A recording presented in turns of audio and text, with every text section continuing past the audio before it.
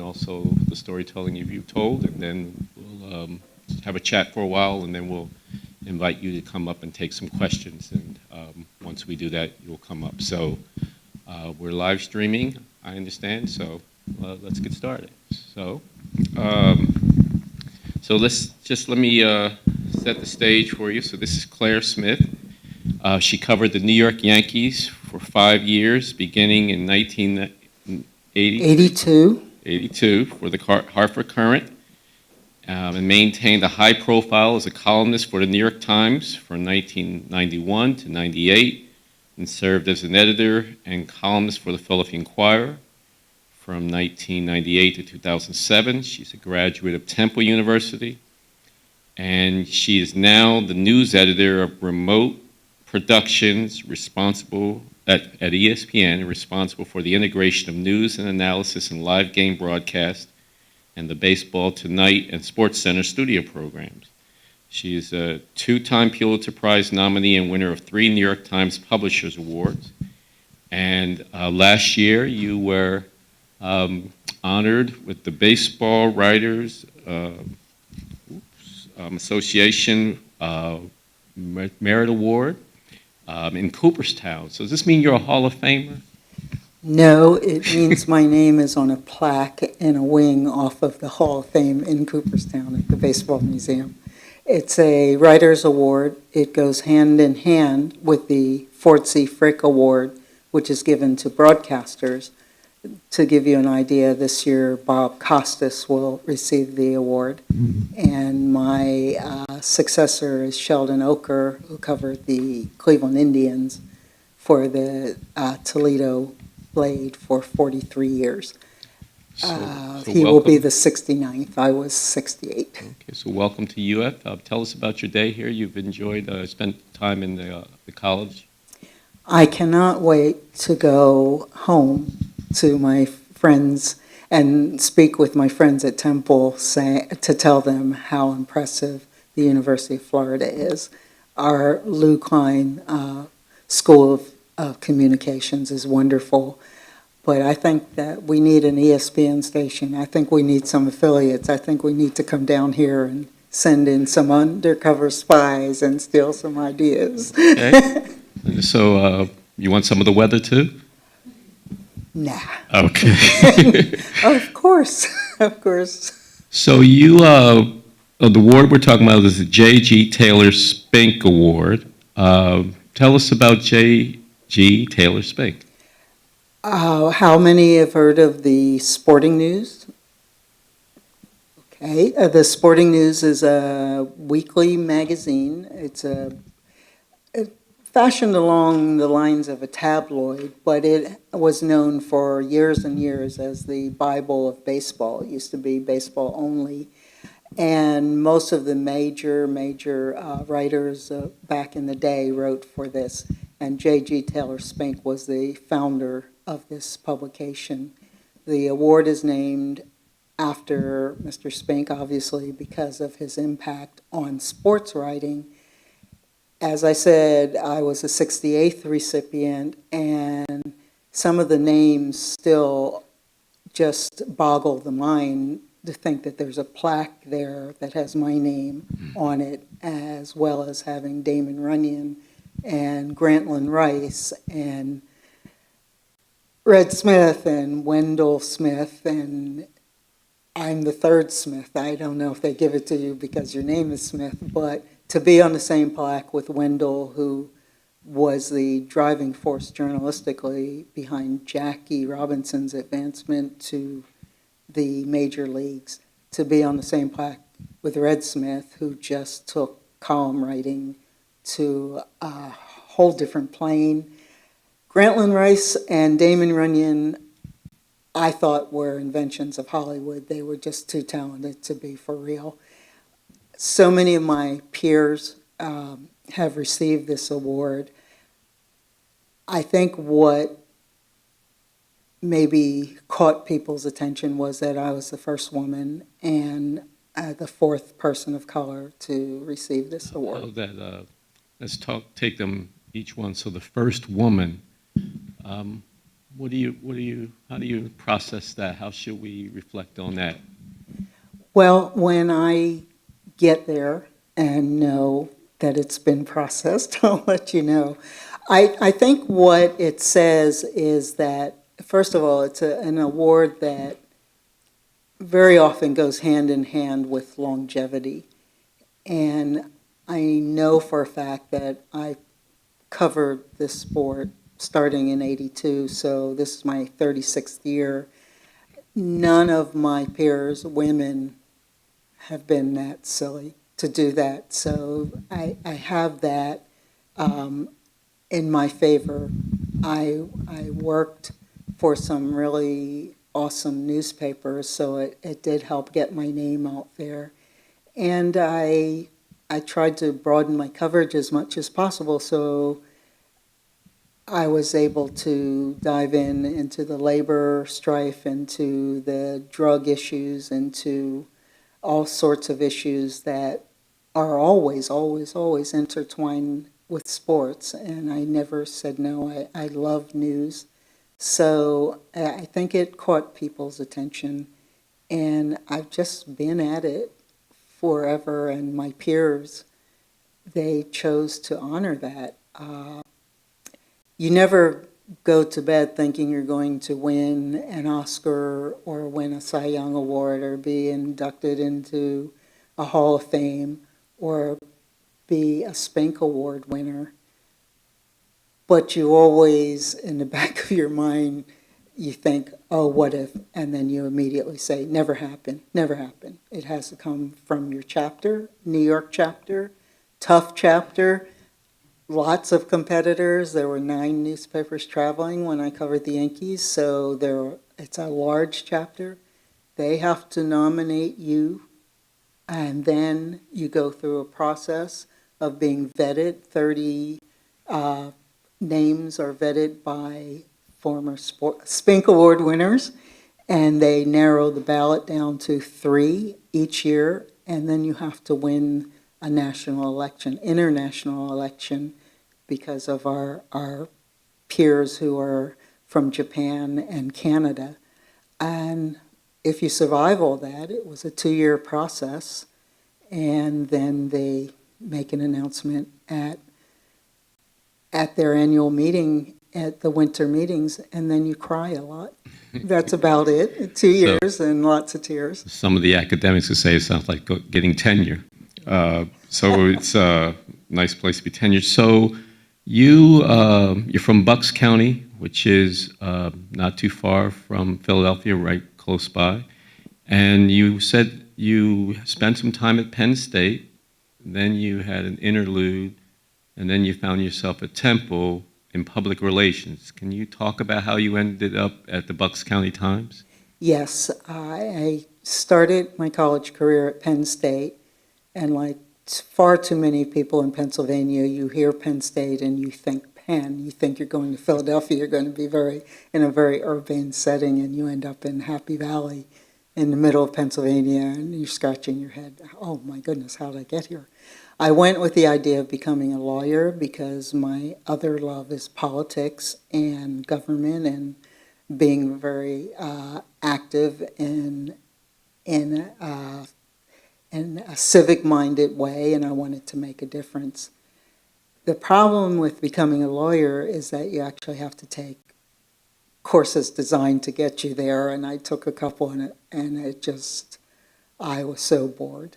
I tried and tried and tried, switched to history, was so happy to be a history major, until the history department told me they hadn't realized I was in their school after a year, and I was just jaded and despondent. I dropped out, and I remind my nieces and nephews and my son, who will every once in a while say, well, you're perfect, Mom, or you're perfect, Aunt Clara, we couldn't possibly follow in your footsteps. And I said, yeah, I'm perfect. I dropped out of college. I had a wonderful career in retail. I sold cameras and calculators and was completely lost. And then my dad said, please tell us what you want to do. We're tired of looking at your long face. And I told him that, I said it out loud for the first time, I want to work in baseball. I wanted to own the Dodgers. I'd had a lifelong love of the sport. Thank you, Jackie Robinson. Thank you, Rachel. And I decided, in that conversation with my dad, I want to own the Dodgers. I want to go in and work for a major league team. And what did your dad do? My dad was an artist. Mm-hmm. My mother was a chemist. I read she was almost like one of the hidden figures. She was a hidden figure, yes. She worked in a space and missile defense program for General Electric in Philadelphia. She graduated from Morgan State, started at Temple, Morgan State grad. My dad graduated from the Philadelphia Museum of College Art School. And how many have seen Rocky and the Stairs? That was his school. We run up those stairs to class every day, I guess. And so you're on your way to Temple now? On my way to Temple. As in public relations? Yes. And to get a public relations degree, you had to take a journalism course. And I walked into Jacqueline Steck's course, and I walked out a completely different person. I heard her and saw my future right there. I want to be a reporter. I don't want to go into public relations. I want to write my own ideas and write about the sport that I grew up absolutely in love with. And that's how I got to sports journalism. So you said your mom, so baseball, your mom was a Dodger fan, a Jackie Robinson fan. And so baseball, you saw that as you wanted to be a sports writer, right? And so you said you were going to go to, they told you go find a place, and you went back to Bucks County. What was it like when you were there in the 70s, I guess, saying, I want to be a sports writer? Well, I knew going in that I wouldn't be a sports writer at my hometown paper because our sports editor there was sort of infamous for letting people know that he didn't believe that women should do the job. And to a lesser extent, he let people know that look at my staff, I have no minorities on my staff. So I credit him a lot with just giving me the impetus to learn as much as I could within the news department and then move on and keep following my dream. The advice was, go write. Don't expect to be paid, but get as many bylines as you can, learn as much as you can about the newspaper business, and that's what I did while matriculating to night school and getting that degree. Okay. So then you go work at was it the Bulletin next? Yes, I eventually turned full-time at the Courier-Times and then moved on to the Philadelphia Bulletin into their news department. And by 1980, I was in the sports department. Okay. And then you go to the Hartford Courant? Yes, the Bulletin folded in 1982. I'd written one baseball story while I was there, but I did have that byline, and the sports editor of the Hartford Courant came down to the job fair that sprung up immediately when the paper, our Bulletin, announced it was folding. Second major paper to fold, therefore people came in from around the country to hire reporters and editors and so on and so forth. They were starting to cover baseball. They needed baseball writers, and I applied for the job, and I was the person that Jim Smith hired. So I read here the New York Times coverage of your induction. And it says, Claire Smith was at the forefront of a velvet revolution in sports writing, a soft-spoken woman who did not knock down clubhouse doors so much as righteously persist and stand until they open. Righteously persist and stand until they open. What were you righteously persisting, and why were you standing there till they opened? Well, in all fairness to Melissa Lutke and some of my predecessors, I was not the first. I was not even in the first wave of reporters, but I was the first to travel full-time with a major league team. persisted by not being scared away by guards, by the well-meaning guards who would say, "You don't want to go in there. There are naked men in there." Players who, one player in particular, who suggested that I get a different job if my job called for going into clubhouses, that I should move on. One bad incident, but knowing so many women who were having a hard time, and so on and so forth. But as frightening as it could be, as lonely as it could be, traveling with a fraternity that often resembled Animal House, you just had to keep your eye on the prize. And my prize was the right to cover, write about baseball that held so much charm and magic to me. It transcended sports. It helped integrate a country. If Dr. King says to Jackie Robinson, there would be no Dr. King without Jackie Robinson, then that's something I felt I needed to pay attention to.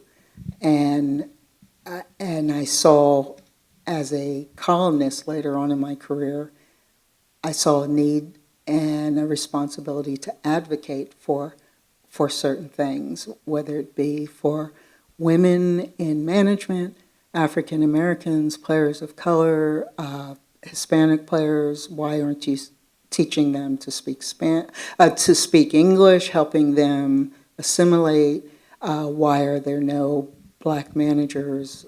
What about these glass ceilings that are all over the sport? What would Jackie say? What would Jackie say? What would Jackie say? And I just never had another original idea after that. Well, you said during your presentation, which, by the way, storytelling, you wrote it 17 minutes. You're only supposed to have 10, but you wrote 17 minutes. I don't blame you. And you cast your speech as a letter to your son. Can you talk about how you approached why that way? Well, the reaction to my being named the Spink Award winner was overwhelming. I spoke to some of my predecessors who had the award, and I said, okay, tell me if this is what you went through, engagement after engagement, invitation after invitation, and they just laugh at me and they say, no, you're different. It's a perfect storm. Woman, African American, first, fourth, whatever. And it was really, really playing with my mind. And my son one day said to me, what does this all mean, Mom? What does it mean to you? And he made me stop and think. And I actually had to answer that question. I knew that was my job, to answer that question for him, for myself. And the germ of the idea was, I will take these months given me before the speech, and I will answer that question in the speech. So I gave the speech as basically Josh was sitting in the front row, and I spoke to Josh by way of the speech and did my best to answer the question. So you said during the speech, I humbly stand on stage for those who are stung by racism or sexism or any other insidious bias and persevered. You are unbreakable. You make me proud. Was there anybody that you could,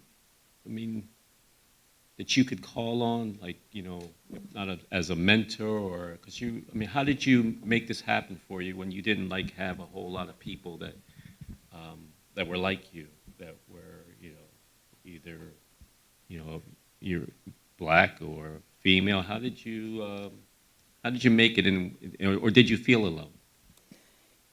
You felt alone, perhaps, in real time, being on the beat and knowing that the writers who were on the road were simpatico, but they were all male, and there was only so much that you could share with them. But it was a group of friends of mine on the East Coast who founded the Association for Women in Sport Media. it's to call it by its name, Awesome, is an awesome organization because it built a foundation of support, mentorship, but a sisterhood there. Not only a sisterhood, there are many, many men who belong to this, but you always knew that there would be somebody at the other end of the phone, and that was the deal. You leaned on each other, you talked yourselves, you helped talk each other through crises. You'd stay on the phone, you'd laugh, you'd cry, but most important, you kept the lines of communications open. Same with NABJ. Same with the Baseball Writers Association. I have hundreds of brothers who were always there for me as baseball writers because they could understand what a snub was, what disrespect might be, and they'd help you differentiate. Oh, well, no, so-and-so isn't a racist, or he's not a sexist, he hates everybody. So they'd help you keep the perspective, and they help keep you sane, all these support groups. And as you got older, you started mentoring and learning from the youngsters such as yourself who came in, and you bring your energy in and your ideas and your idealism, and that keeps us young, keeps us older folks young. So you could be alone if you didn't pick up the phone. You could be alone if you didn't open up to your sports editor. I was fortunate in having sports editors who, one would yell at me if I said I worked for John Pessa. He said, no, you work with me. We're partners in this. The Bulletin closed in 1982, and until his death 5 years ago, Bob Wright was still my first go-to person, my sports editor from the Bulletin. And I'd call and say, Bob, what would you do? How do you handle this? So on and so forth. Annette John Hall. It's just a network, just constantly networking with people who are there for you. You're there for them. Okay, so you're at the Times as a columnist. It says during this period you wrote about the near death and rebirth of the sport in the 90s, and from the destructive strike that did wipe out a whole season, to the dawning of the new Yankee dynasty. When you think about that period, was that the right time for you, or was there? I mean, because it was pre-steroids, right, or just about happening. When you look back on that, I guess, decade, how do you reflect on that? I am grateful that I was able to come of age in the industry at that time. I see you all preparing to go out into this cross-platforming, multimedia, never sleep, never eat, never have a life, 24/7 social media world. And I think, no way I could do that. You're awesome. I see it in the press boxes now, people twittering here, writing on their laptops there, talking to their bosses. Wait, I have to go do an interview with this outlet, and so on and so forth. They wear so many hats. They carry tiny little cameras. They carry mics. They carry notebooks. And it's, okay, when do you write? Well, I just write. I will find the time. I will find the way. Always being on call because you have to follow the Twitter accounts and the Instagrams of the people you cover. It's a crazy world. I don't know how I would have handled that. I'm just glad I had maybe 3 bylines a night at each game, and that was it. So you just left the New York Times, and you went back to the Philadelphia Inquirer for a personal reason you care to share? Yes, you always wonder, as I was asked when I took the job at the New York Times, being still relatively young, well, how do you leave the New York Times? And my initial response was, I don't know, maybe I'm here forever. But when it came time to leave the New York Times, it was one of the easiest decisions I made because I needed to go home. I needed to go home because I needed to be closer to home in that my son was entering his teen years. My parents were growing older. Philadelphia is a city that looks within for its sports pleasures, and the New York Times covered the nation and the world.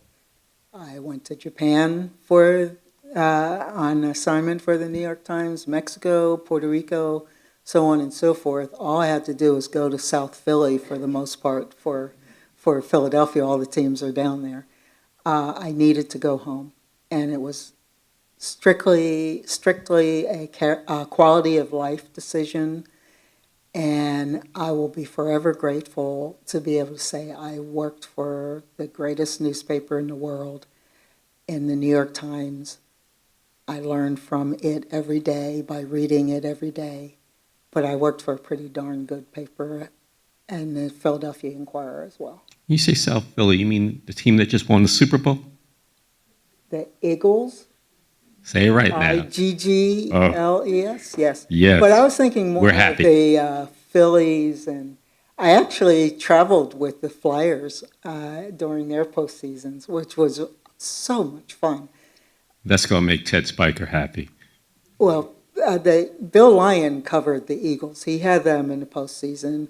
I would go back and forth between the Sixers and the Flyers. But how can you not admire a sport where blowtorches are part of the equipment? You'd walk down the corridor and the guys are honing their sticks, using blowtorches and sharpening their skates. And we're just country boys from Canada. And so nice, so nice. Just a pleasure to cover. The NBA guys were wonderful. I mean, they didn't throw cliches at you. They really, really appreciated the coverage. The hockey players did as well. Okay. So we've engaged over the last couple of days. We had lunch. I've seen you speak to 3 groups of students. And I'm struck by one of the phrases or words that you say, do my job. We just need to keep doing our job. Or, we wouldn't be doing our job. You say that. And so for this is, while it's a career, it's a job for you. And one day your job became a little different than other days. I'm bringing you back to 1984, the playoffs, the Padres versus the Cubs. It's the playoff series. And you're unable to do your job, it seems like, for a moment. Can you share that and how you reflect back on that now? I am asked about 1984 a lot, and I like to preface my remarks by saying I'm one of the luckiest people in the world in that I can point to one specific day where gender became an issue, whereas I had many friends who did this job. Some were driven out because of their gender, made crazy, felt physically in harm's way, mentally in harm's way, and so on and so forth. But my day was in the October of 1984, working for the Current, and I was assigned to the National League championship playoff series, Padres versus the Cubs. National League's league office had a very laissez-faire attitude towards whether clubs allowed women or not. In other words, they let the clubs decide individually if women could enter their clubhouses. American League, universal, you had the credentials, you were in, but not the National League. We covered the Red Sox, we covered the Yankees, I was the Yankee writer, and my editor decided that I would go national and our Red Sox writer would cover the American League series. We saw the Padres as a possibility to be in that championship series. We knew that they were one of the teams that did not allow women, so we checked with the league. The league said, you're in. In the postseason, the clubs do not run the clubhouses. The clubhouses belong to the league. You will have our credential, you're in. And then if they advance to the World Series, then the league hands over responsibility to the commissioner's office. You will have the commissioner's credential. You're in. Don't worry. Don't worry about it. But it's still a point where you needed to check before you go. You felt you needed to do so. Right. We wanted to be bulletproof, if you will. And we did our due diligence, and we were assured that this would not be an issue. Our Red Sox writer wasn't familiar with the National League to the extent that I was. I grew up in a National League city, so I felt very, very comfortable going there. My third year in covering baseball, never had an issue while covering the Yankees. Yankees were beyond professional. The Mets were beyond professional. I'd drift down to Philadelphia. I'd go here, there, and everywhere, but I'd never come across the Padres. Anyway, long story short, game one, Padres lose, Cubs win at Wrigley Field. I'm the only writer from our paper, so you have to go to both clubhouses, get the loser's version, the winner's version, then write your story. As soon as I walked into the Padres clubhouse, yelling and cursing from a core group of players over here began, and then clubhouse officials in Padres shirts and all started yelling and telling me I had to leave. I didn't move fast enough, so one of the club officials literally put his hand on my back and started pushing me towards the door.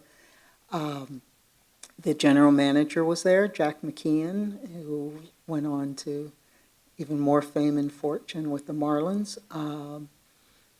I knew Jack from his days elsewhere in baseball. But I said, Jack, and I went through the whole story. Have the guarantee, said I could be in here, and now people are telling me to leave. And he goes, well, it's Dick Williams' clubhouse, referring to the manager. So they start pushing and ushering me towards the door again. As I get to the door, here comes Dick Williams from the interview room. I stop. I tell him the same thing. But, Dick, they're telling me I have to leave. And he said, that's right. And he keeps going in, and I'm ushered out. The door closes, and I'm stuck. I don't have what I need to write my story. And you're thinking this is not going to be good, and this has not happened before. And so someone comes to help you. Who's Yes. Henry Hecht of the New York Post is speeding towards the clubhouse. I'm sure he was in the interview room with Dick Williams. And he immediately sizes it up. He knows what happened. And he said, what do you need? And I said, Henry, I need quotes. I need quotes. And he said, who do you want me to tell? And I said, Steve, referring to Steve Garvey, who was the first baseman of the Padres, longtime first baseman for the Dodgers, a friend because I met Steve as a Dodger fan, teenager in Philadelphia. He'd come out and stand at the bus and talk forever until it was time for the bus to leave. So I'd seen Steve over the years. He'd written encouraging me to pursue this dream. I said to him, this is what I want to do. He was always very supportive and everything. So Henry went into the clubhouse. He told me later Steve was surrounded by reporters answering questions, which is a hard thing to do for a lot of players after a loss, but something that Steve always did. Henry broke through and told Steve that I'd been kicked out, I was outside, and I needed quotes. Steve excused himself from the group of reporters and came out into the hallway. Now, 30 years later, I know that I was at a crossroads. I know that now. At that moment, I was very upset. And when I saw Steve, I started to get emotional. And as I tell people, he told me at that point, the most important thing an athlete has ever told me. And he said, I will stay here for as long as you need. but remember you have a job to do. And that was the wake-up call, the slap in the face, the cold water, whatever you want to call it, that I needed. And I pulled myself together, asked him questions, he answered, I got my quotes. I went over to the Cubs, got my quotes, went upstairs and wrote my story.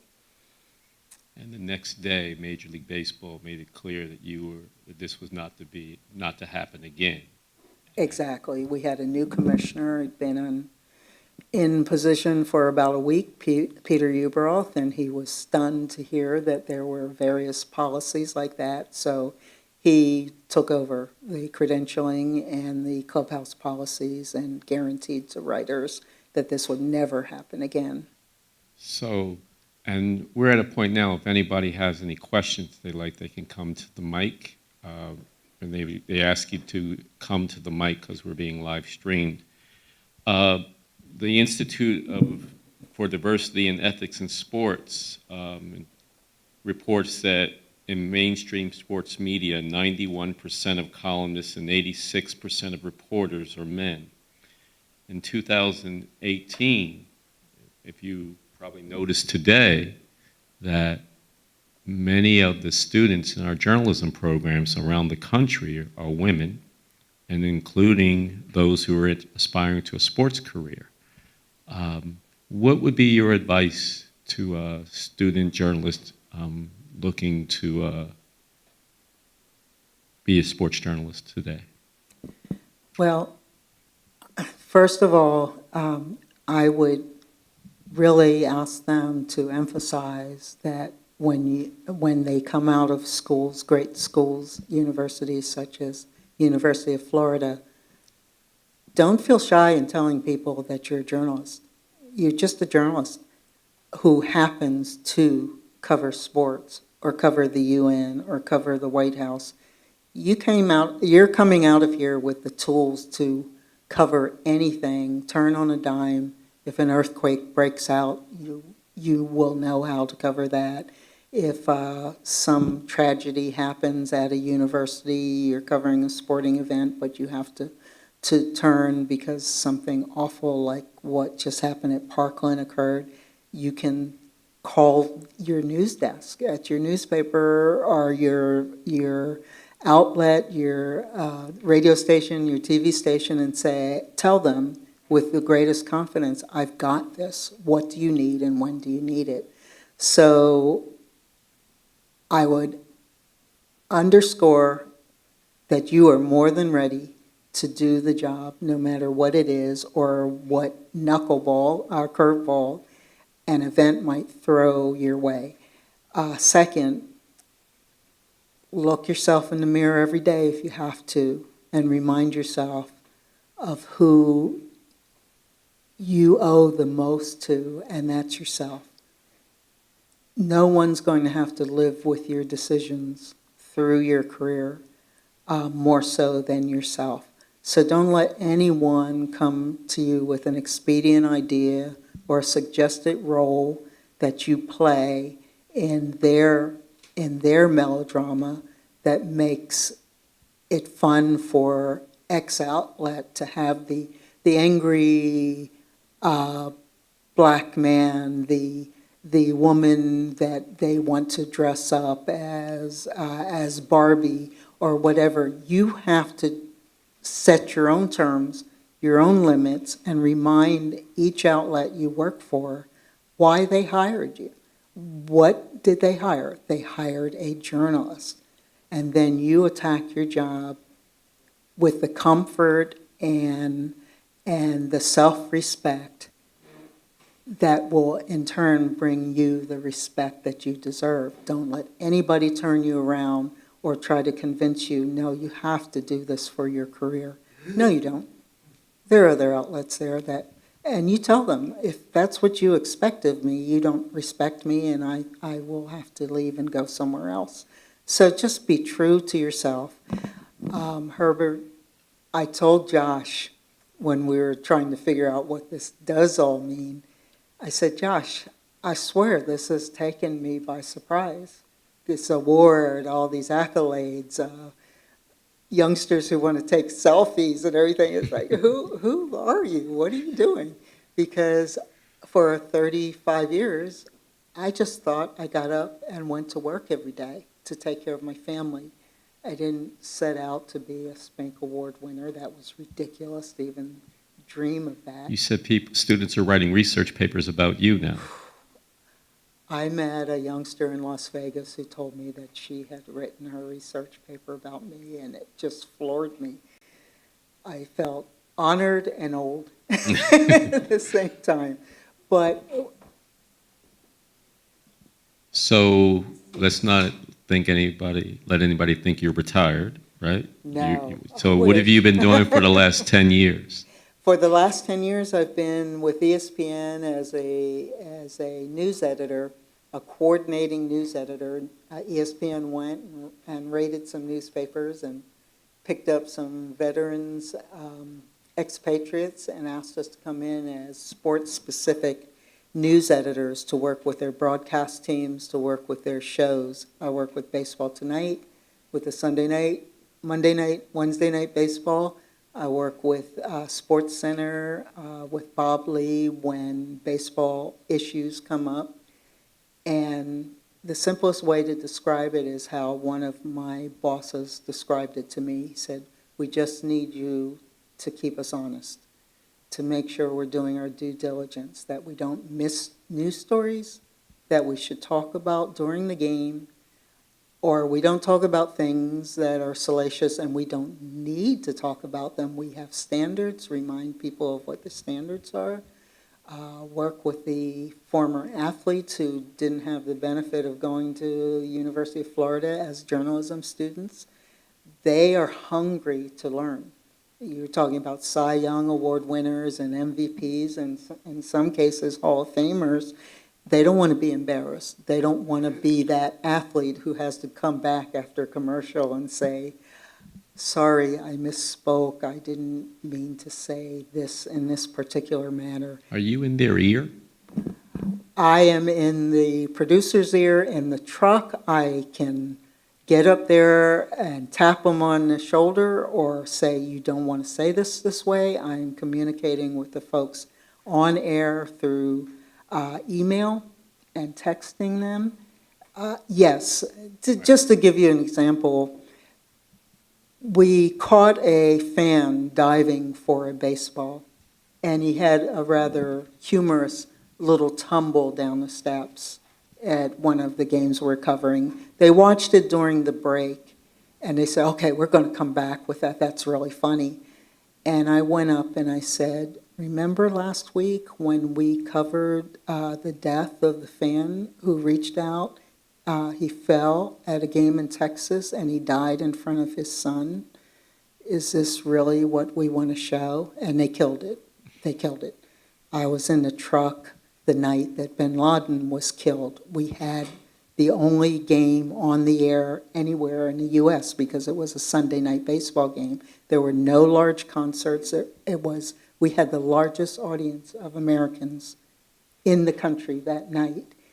And we had to break to our national audience why the fans were chanting USA, USA, because social media told them before the president told them that bin Laden was dead. And it turned into a news story within a sports story within a game. And I had to help coordinate between Bristol and our truck in Philadelphia and also assure the guys on the air, this is how we should do it, what we should do. Our play-by-play announcer was Canadian, and he was petrified that he would not be able to give the story the gravitas or relate to the American audience the way he should in breaking this news, because after all, it was 9/11, our towers. I went to Google and I called up the demographics of the people who died in the towers. I wrote it down. They read it to them. Dozens of Canadians, Brits, French, people from all around the world.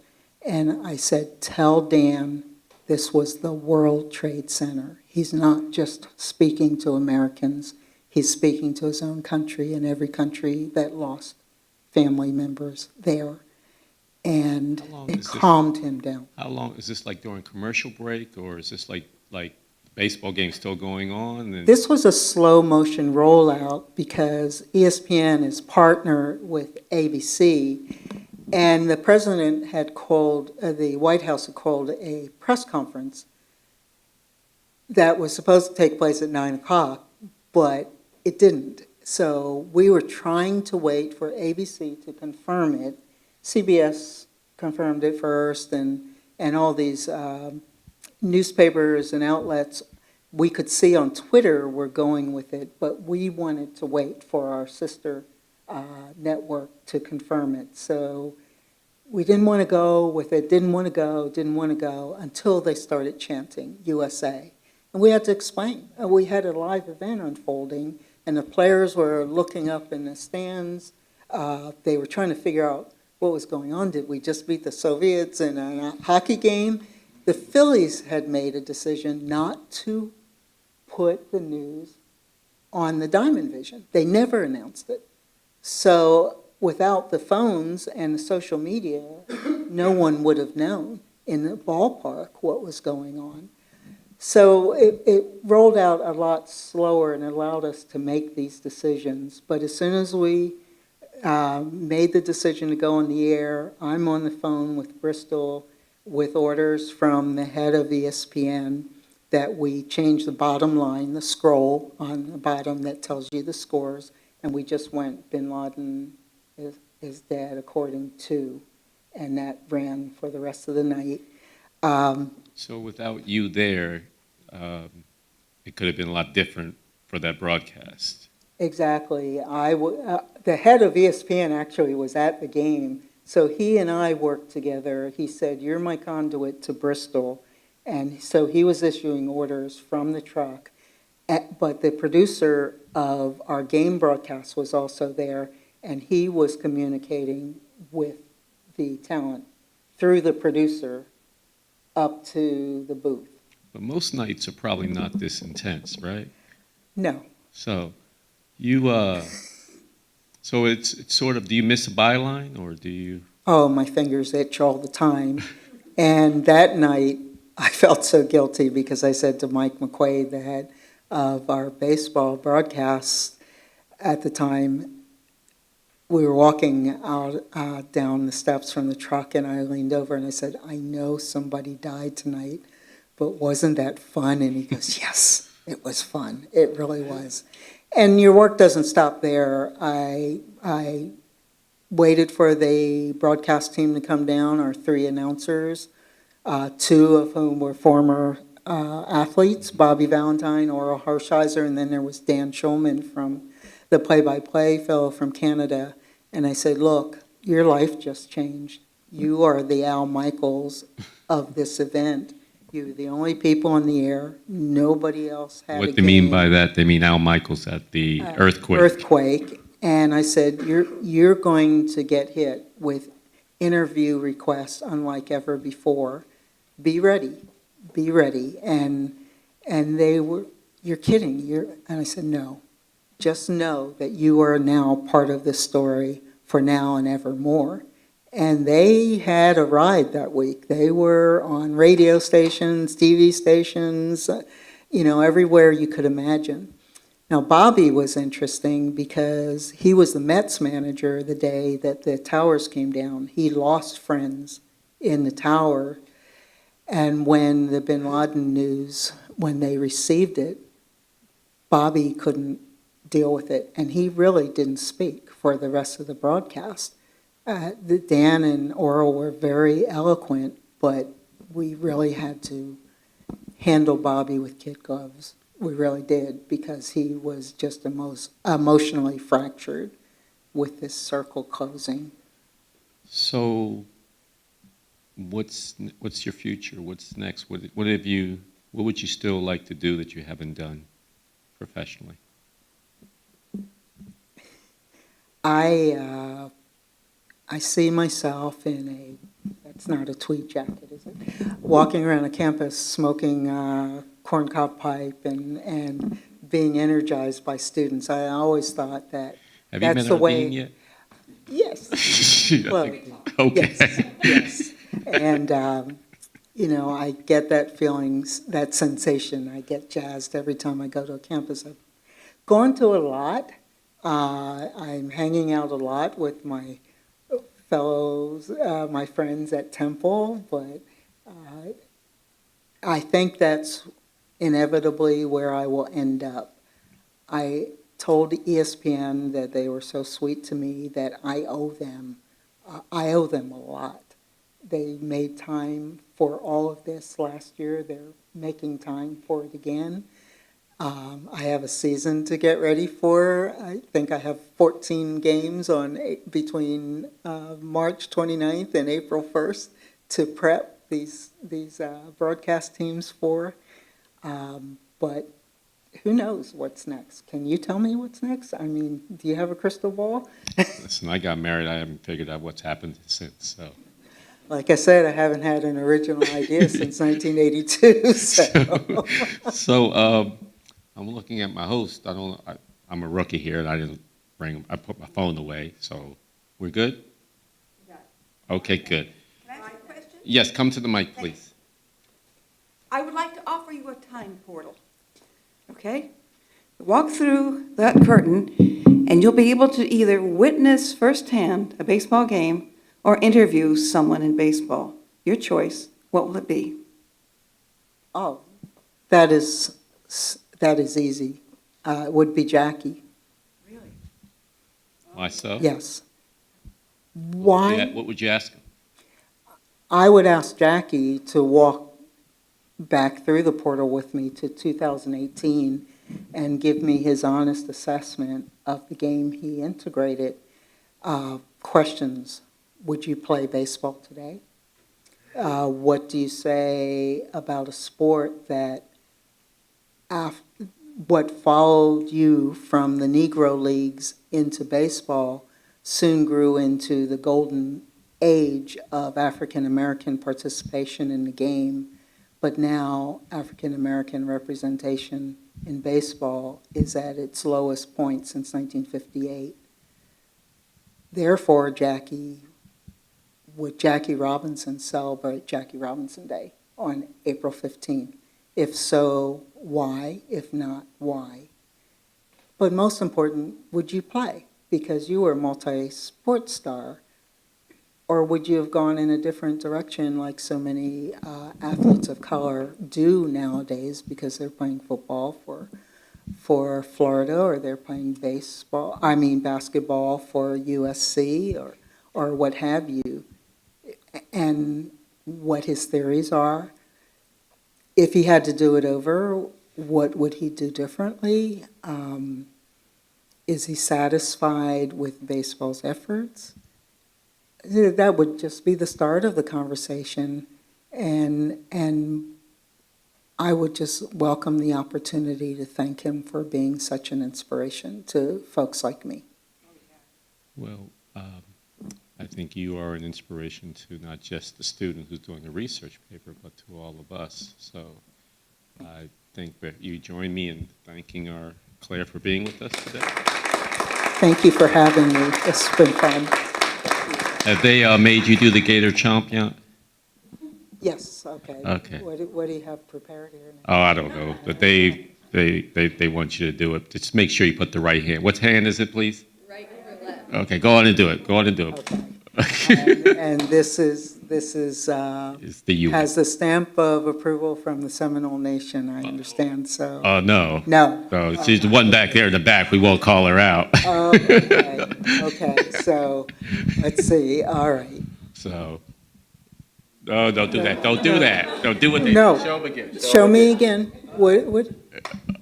Oh, okay. Here you go. I'm sorry, that's it. Oh, all right. I'm from Pennsylvania. I just committed a faux pas thinking I'm down there. Just do what they say. This is- Is that the right hand? Okay, go ahead. Close enough, don't worry. Close enough. It's close enough. We're not having the season we want to have anyway, so. Okay, thank you. I got my schools mixed up, Oh, I'm that's sorry. okay.